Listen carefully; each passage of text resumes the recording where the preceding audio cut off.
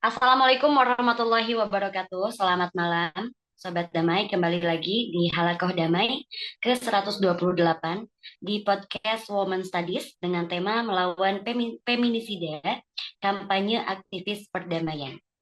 Hari ini kurang lebih 1 jam ke depan kita akan diskusi bareng dengan narasumber kita ada Kak Novianti Putri dari Iten Gugat. Halo Kak Novi. Dan di sini juga saya tidak sendiri, saya ditemani oleh Ami, ada juga Teh Ninis, dan juga Kang Lutfi. Hari ini hari Kamis 24 Maret 2025. Sebelum dimulai, saya akan membacakan dulu kemitraan untuk acara di malam hari ini. Yang pertama, ada program Integritas Terbuka RSCG Indonesia. Yang kedua, ada Fakultas Filsafat Universitas Katolik Parahyangan. Ketiga, ada Prodi Studi Agama-Agama S2 S3 UIN Sunan Gunung Jati Bandung. Keempat, ada Civikres Fakultas Filsafat Unpar dan juga Iten juga. Baik, saya akan serahkan kepada Ami untuk mengenalkan narasumber malam hari ini. Silakan Ami. Oke, terima kasih banyak Teh Gina. Assalamualaikum warahmatullahi wabarakatuh. Om Swastiastu, Namo Buddhaya, Salam Kebajikan. Salam sejahtera untuk kita semua. Rahayu, Sampurasun. Selamat malam Sobat Damai. Malam ini tuh salah satu rangkaian dari webinar kita ya tentang femisida gitu selama sampai 2 bulan ini.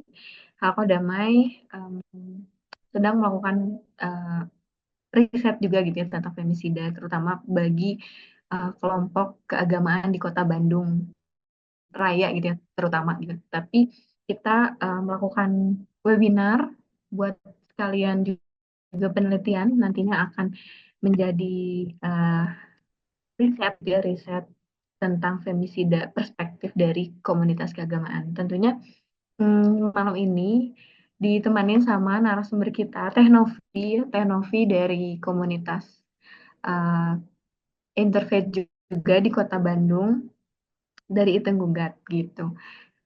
Nanti Teh Novi kita sistemnya diskusi biasa ya ngobrol, sharing, kita nanya-nanya. Terus nanti Teh Novi juga ngejelasin beberapa hal dari PPT-nya. Terus nanti di-record dan di-upload ke YouTube gitu. Nanti hasil diskusi ini nantinya akan diolah jadi riset gitu sih kurang lebihnya ya. Terima kasih banyak Teh Novi dan teman-teman Halko Damai udah meluangkan waktunya. Kita sapa dulu Teh Ninis ya sebelum nanti ke Teh Novi. Halo Teh Ninis. Halo, Teh Ninis. Halo, suaraku jelas nggak ya? Masuk kok. Oke, halo semuanya, selamat malam. Malam. Ini langsung ke aku nih, apanya nggak jelas. Kenapa? Langsung ke aku atau gimana? Langsung Aku ke kayaknya aku. belum kita belum kenalan ya Oh iya, sama Novi. Maksudnya belum Novi belum. Halo Novi. Kita ketemu lagi ya kita di sini biasanya kemarin apa ketemu offline gitu. Oke. Kita malam ini langsung ke pembahasan tentang femisida ya, Ami dan Gina ya. Kita ada lagu nggak ya? Nggak ada? Oh oke. Kirain ada musik. Oke, aku mau aja kenalkan gitu. Tapi mungkin kita mau tahu lebih lanjut gitu ya kegiatannya. Teh Novi itu ngapain aja? Terus kita ngomong-ngomongin masalah femisida, isunya terkait apa gitu ya? Fokusnya kali ya, gitu ya. Oke, silakan Teh Novi.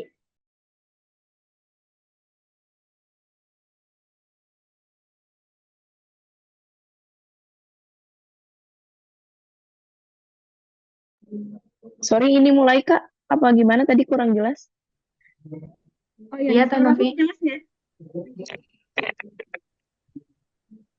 Iya, Suara Teh Lilis Teh kecil. Ninis minta Suara Teh Lilis kecil. sharing.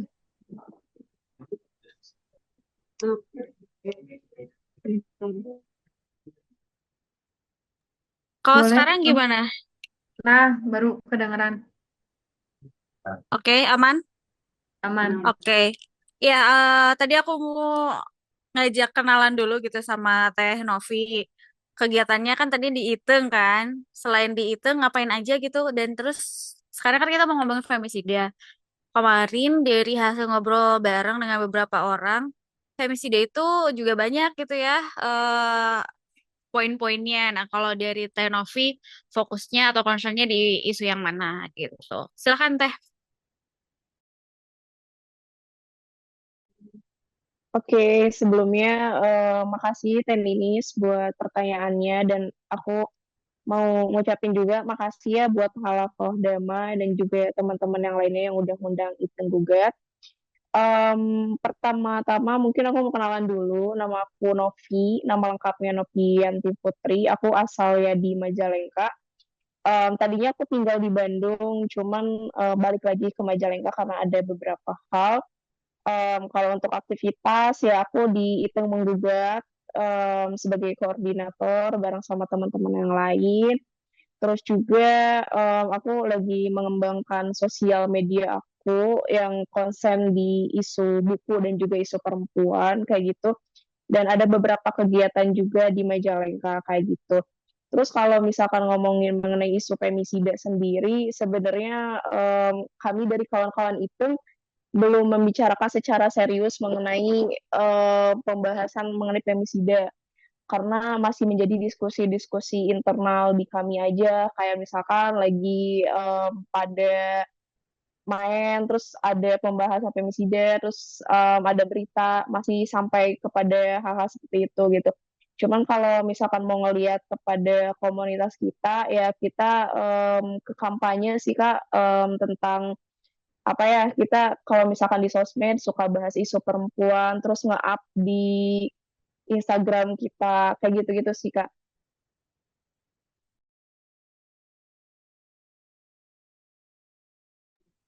Oke, kita tetap ini ya isunya di aktivisme nih teknologi malam hari ini gitu. Jadi em, kita mau ngobrol santai sih sebenarnya. Dari teknologi ada PowerPoint Ada. Ada, Kang ya. Lutfi boleh minta tolong share screen nggak? Oke. Karena, oh, Kang Lutfi. Udah, Oke, udah ada nih oke. melawan femisida sama teknologi. Kita mau tahu lebih lanjut gitu ya teknologi. Tapi mungkin sebelum kita lanjut, seperti biasa kalau di hal Kodama itu sebetulnya sama eh, apa ya informal gitu ya. Suaranya nggak kedengeran. Halo, suaraku lebih jelas sekarang? Ya, lebih jelas Oke, gitu. sorry, sorry. Ya, em, tadi udah jelasin gitu ya femisida secara awal gitu. Nah, sekarang kita mau lebih lanjut ngomongin tentang femisida sama teknovi. Cuman mungkin kalau di Halakoh Damai kita tidak terlalu formal gitu Teh. Jadi nanti mungkin di tengah-tengah atau mungkin Teh Novi sendiri gitu bisa ngajak teman-teman di sini kalau ada pertanyaan atau mungkin mau secara interaktif boleh gitu. Jadi mungkin di tengah-tengah ketika ada apa ya pertanyaan, mohon izin gitu ya Teh Novi untuk bertanya gitu dan kegiatan ini direkam dan akan dijadikan bagian dari riset kayak gitu.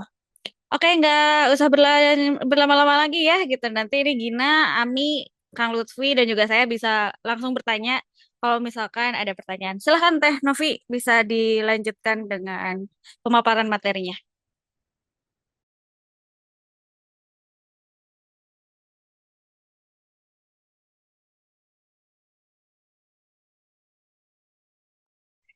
Oke, makasih Kak. Di sini aku membuat sebuah PowerPoint. Sebenarnya ini berupa data-data sih mengenai femisida yang aku temukan. Jadi PowerPoint ini tuh hasil dari bacaan aku lah istilahnya mengenai femisida. Mungkin bisa ke slide berikutnya, slide 2. Oke, ini mungkin udah pada tahu juga ya mengenai pengertian dari femisida. Di sini aku mengambil pengertian bahwasannya femisida atau feminisida merupakan pembunuhan terhadap perempuan karena jenis kelamin atau gendernya, dan hal yang membedakan dengan pembunuhan yang lainnya adalah adanya motivasi gender kayak gitu. Sebenarnya kalau misalkan ngebahas mengenai femisida, ini adalah isu yang sangat baru ya bagi aku dan juga bagi teman-teman itu, karena kebetulan aku sendiri mengetahui mengenai femisida itu di tahun kemarin kayak gitu, baru benar-benar tahu mengenai oh kalau dalam isu perempuan itu ada yang namanya femisida kayak gitu. Terus aku kayak nyari-nyari tahu lah mengenai femisida tersebut, dan ternyata sangat banyak sekali gitu setelah aku kulik lagi gitu. Cuman tanpa disadari sebenarnya pembahasan tentang femisida ini udah ada ya dari zaman dulu. Kan aku kayak sering ngaji misalkan ada pembahasan bahwasannya pada zaman dulu perempuan ada yang dikubur hidup-hidup, terus juga dibunuh karena dia perempuan gitu, terus dianggap menyebarkan aib kayak gitu-gitu. Dan aku baru tahunya hal tersebut adalah femisida ya tahun kemarin kayak gitu. Jadi isu ini benar-benar masih sangat baru gitu bagi aku, apalagi bagi teman-teman di ITENG, karena kita belum diskusi yang secara serius gitu mengenai femisida. Next.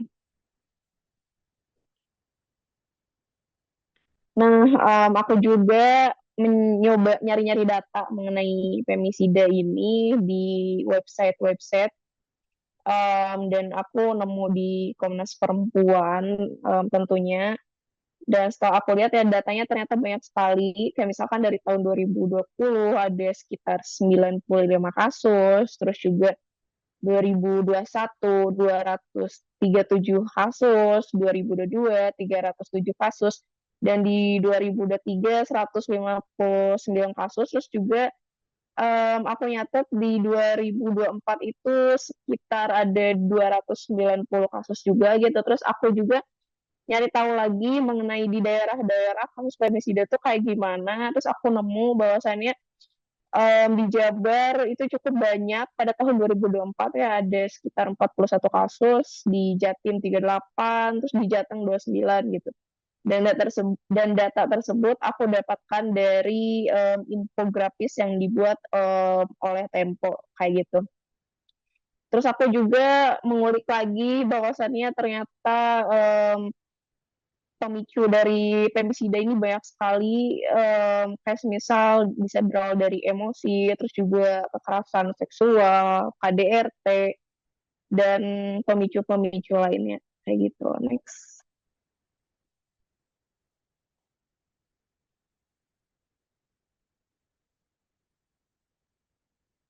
Sorry, next. Oh, ada, oke.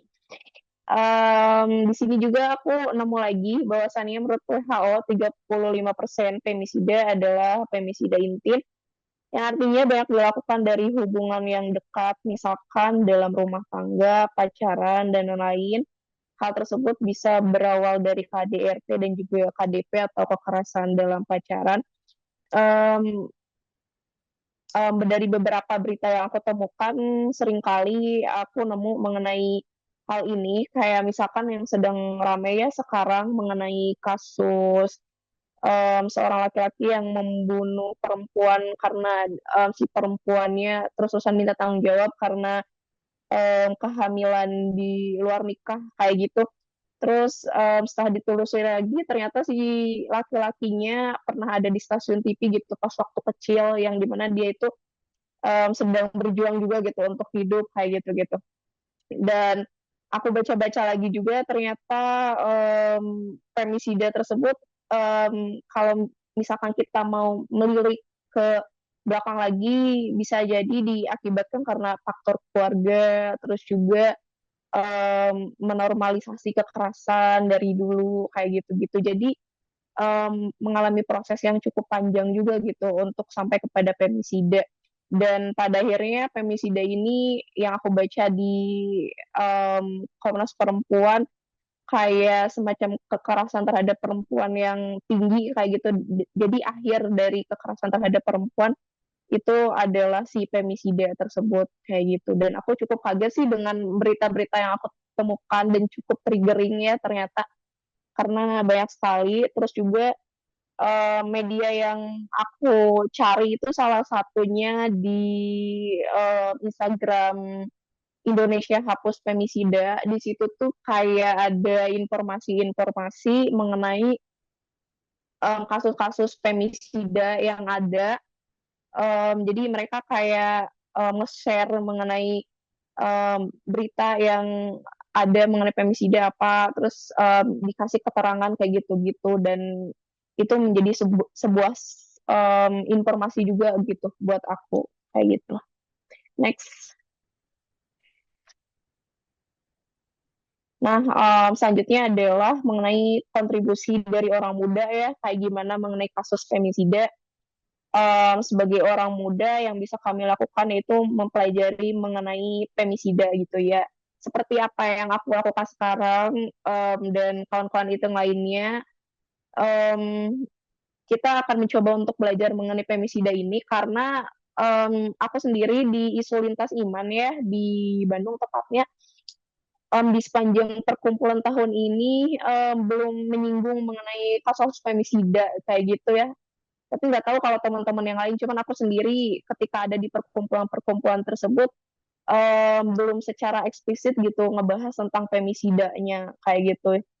Jadi ini juga menjadi PR gitu karena kalau misalkan di isu lintas iman termasuk yang rentan ya, karena kan sering terjadi diskriminasi terhadap agama kayak gitu-gitu, dan itu juga bisa menjadi pemicu dari femisidanya sendiri kayak gitu.